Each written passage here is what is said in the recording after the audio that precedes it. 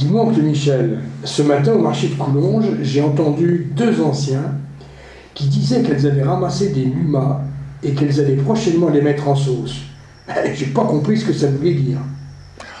Ah, tu n'es pas de la région, ça se voit.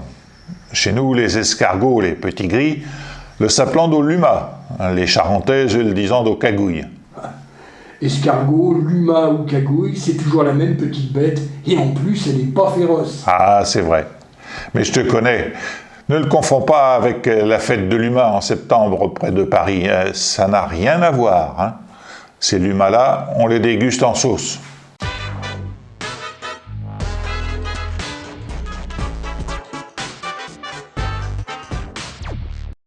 D'accord, j'ai compris. Au restaurant, il m'est arrivé de voir proposer sur la carte des escargots farcis. Mais je n'ai pas vu d'escargots en sauce.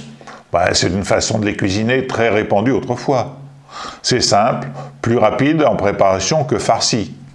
Ces petits animaux fournissaient depuis la nuit des temps des rations de viande, des protéines gratuites, et les enfants pouvaient les ramasser, aidant ainsi les femmes.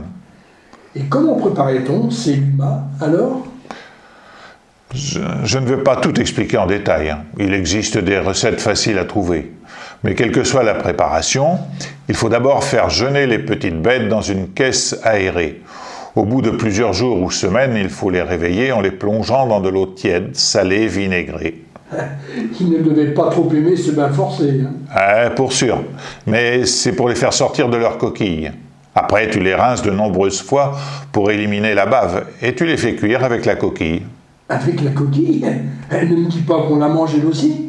Mais non, on ne mange pas les coquilles. Il faut ensuite les sortir un par un en ôtant la partie noire, l'intestin. Là. Mais ça doit prendre un temps fou, toute cette manipulation.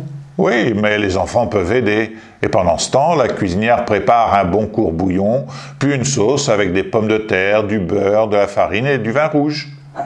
Finalement, ça faisait un repas pas cher pour toute la famille. Oui, et délicieux en plus.